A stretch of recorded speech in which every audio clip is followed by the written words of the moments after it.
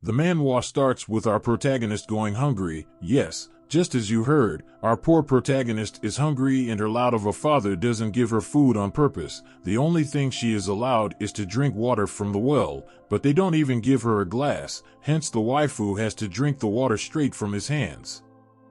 And well, the protagonist is treated so badly for the mere fact of being an illegitimate daughter conceived out of wedlock. She is not really to blame that her father the Viscount was a hot guy who slept with a woman who was not his wife, but well, the protagonist still had to pay the price. Since her mother died when she was a child, she had to put up with the abuse of her father without saying anything. Because besides our poor protagonist is mute, the protagonist was born unable to speak.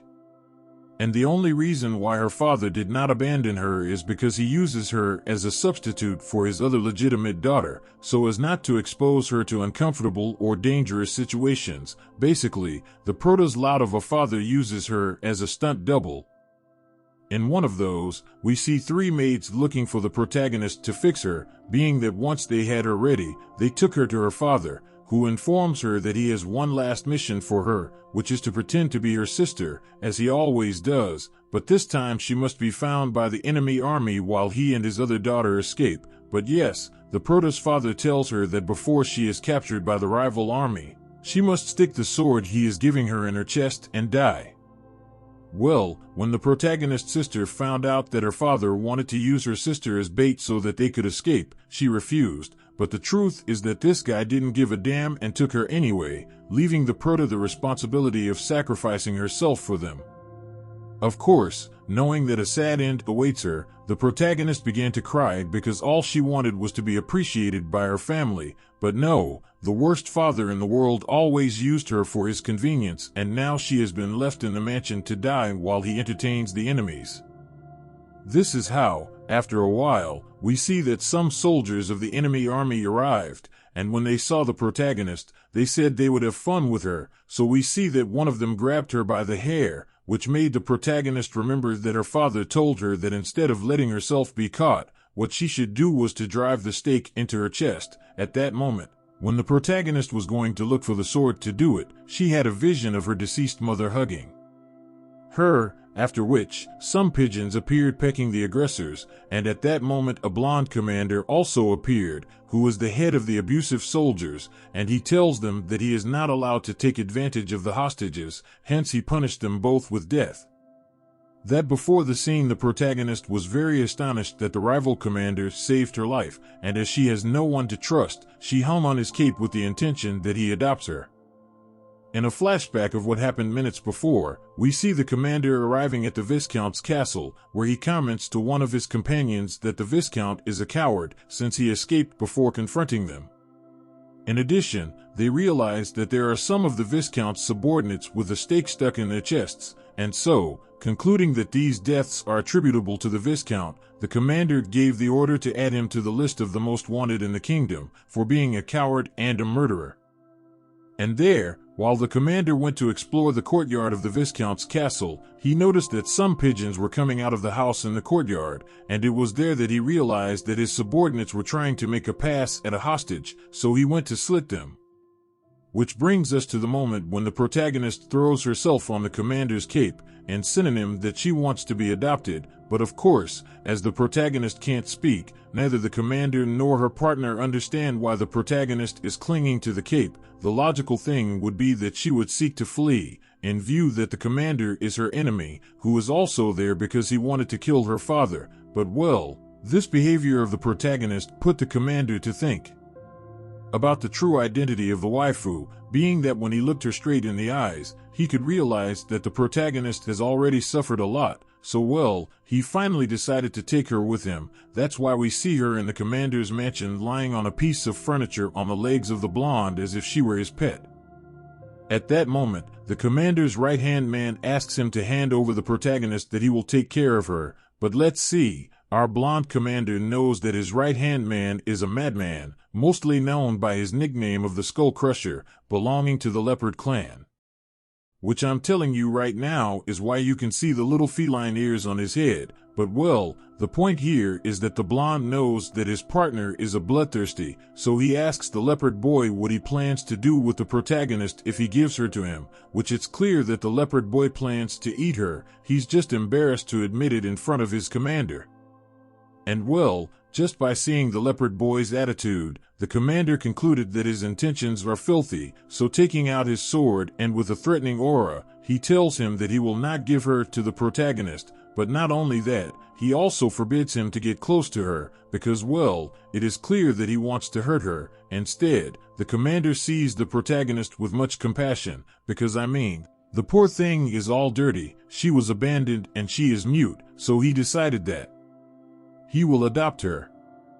Before this, the leopard boy tells his boss that it is not a good idea for him to adopt an enemy, but well, the commander is not asking the leopard boy's opinion, so looking at him with death eyes, he told him that if he says anything about it he will cut him in two, so of course, he decided not to say anything, and instead, he left the room leaving the commander alone with the protagonist.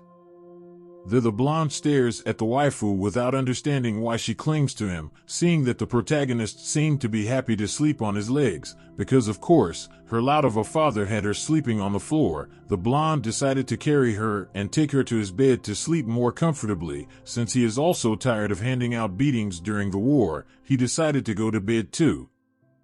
Meanwhile, the protagonist was dreaming about the first time she got her period, but since nobody paid attention to her in the house, when she saw the blood on her body, she got very depressed because she thought she was going to die or something like that. But no, there she was seen by her sister, who cleaned her and explained to her that the bleeding she experienced is a natural process of her body. By the way, that was the first time the protagonist spoke with her sister.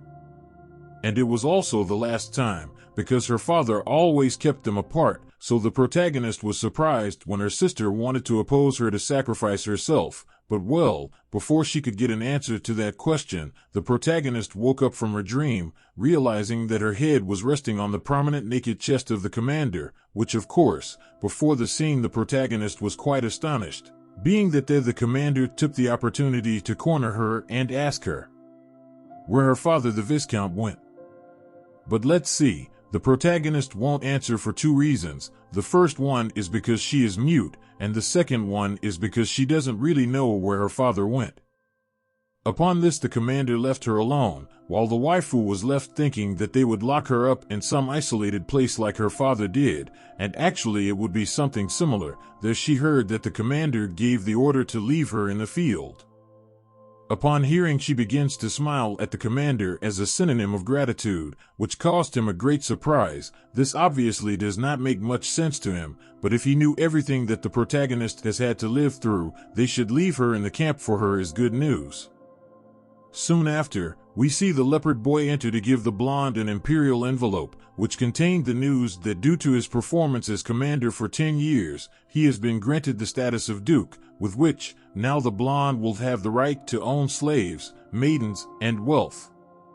However, there is something about the promotion that doesn't sit right with the commander, so he asks one of his subordinates to tell the emperor that he will be visiting him soon to discuss some things about his promotion, after which the subordinate dutifully left to deliver the message. But beyond his promotion, the commander, now duke, finds himself still thinking about the protagonist's smile, basically because he fell in love, but he still won't admit it. And well, the leopard boy, seeing that the duke suddenly made an asshole face, asked him if he's in love with the leading lady, but no, I already told you the duke is not going to admit it, so instead he told the leopard boy to stop prying and mind his own business.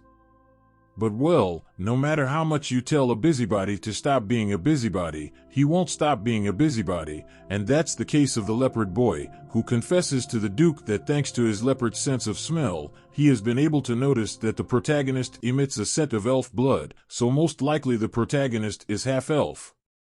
Which well, this got the commander thinking, because indeed elves are a species that tends to empathize with nature, so that would explain that when he found the protagonist, she had been being helped by some birds. So well, as the hypothesis of the protagonist being half-elf seems valid, the blonde is considering keeping her, as having a half-elf in his army would be very useful for him. From there we see that he went to visit her, which by the way, he has her locked in a dungeon after he said he would let her free in the countryside, but well, these are plot inconsistencies that go unnoticed. Let's assume he left her there to then take her to the countryside, because I don't want to drop a hero. The point is that at that, the Duke asked her to get up and accompany her, being that while they were walking, the protagonist realized that they were taking her back to the mansion, which made her very surprised, since not even her father was looking for her to go to the castle, being that with this simple gesture that the blonde came back for her, the protagonist thought that she must be faithful to him and help him in everything she could. That's why she grabbed him again by the cloak as if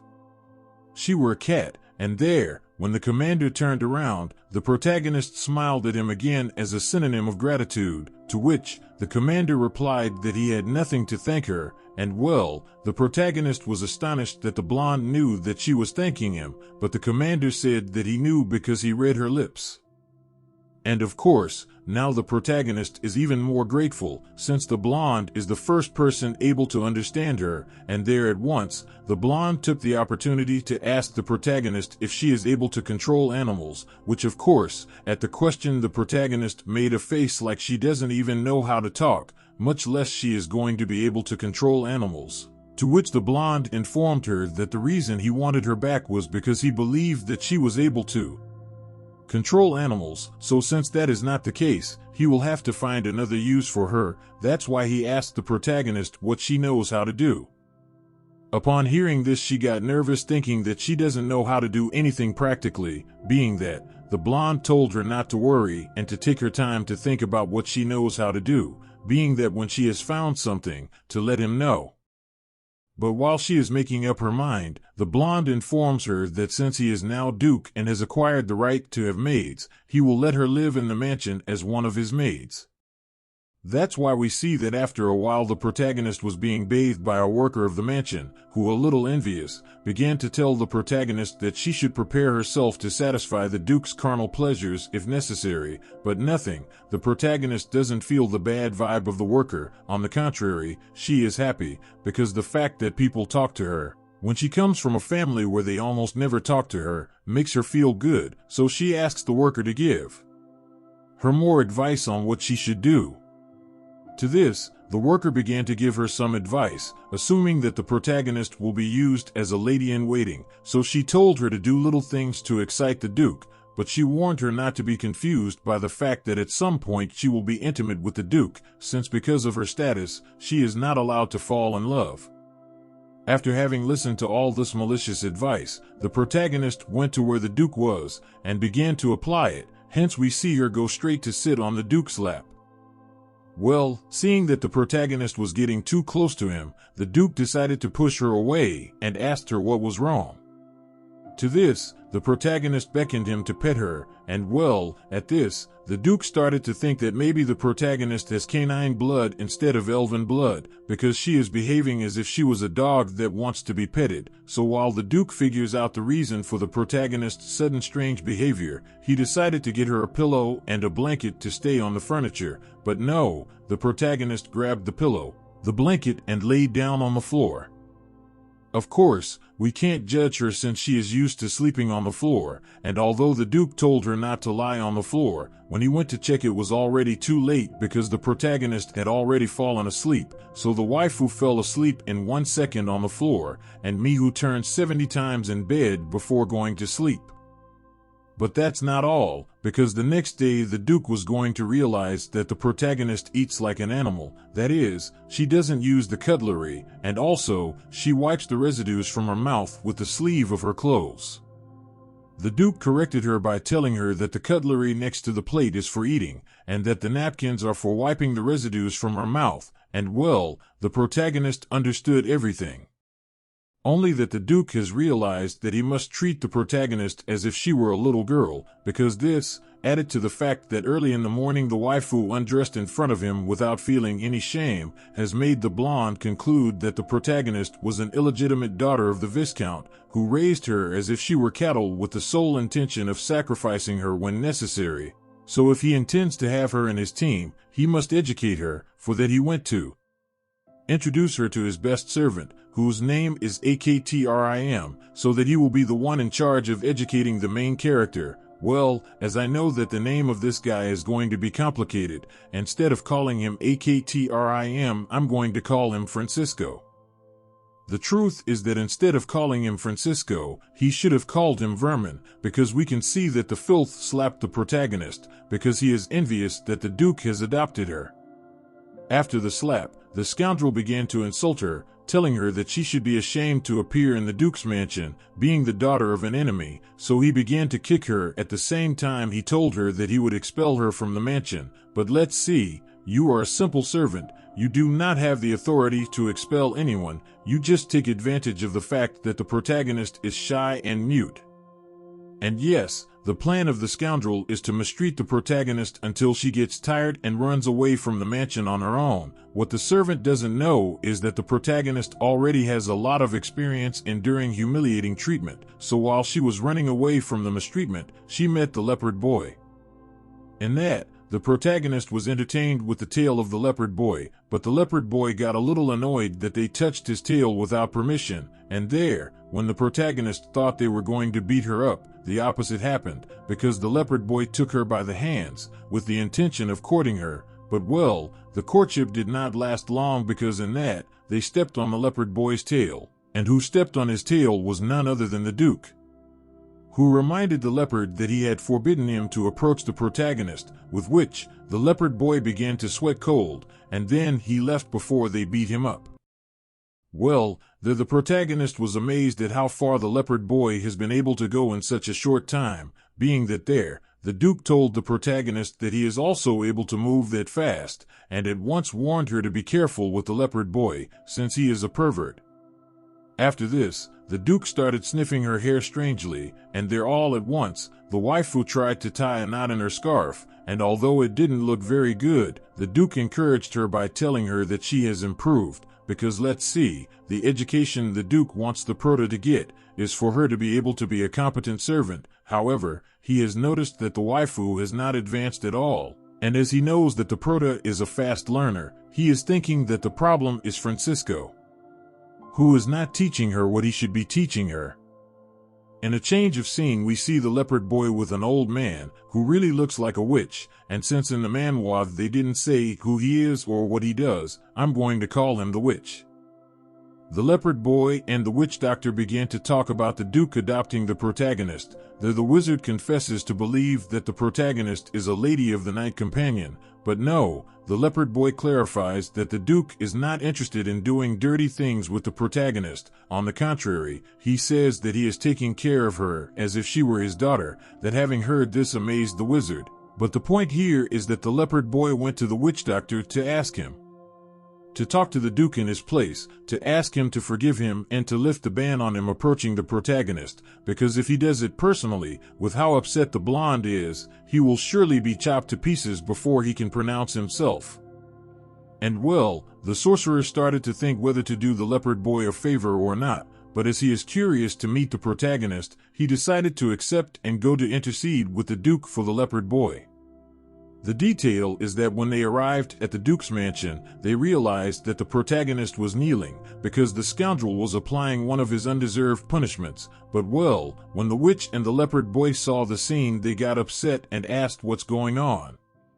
To this, the nervous vermin began to justify himself, saying that the protagonist was not paying attention to him, so he decided to punish her a little. But let's see, that kind of punishments are not tolerated by the leopard boy, so he gave a good kick to the vermin so that he learns to respect, and after that, Francisco was left kneeling, scared, and as he had no other option, he had to apologize for what he was doing.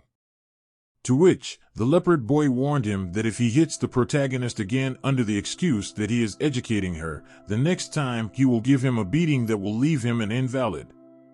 And of course, the scoundrel ran away because in view of the fact that the leopard boy is really hot, it is better not to provoke him.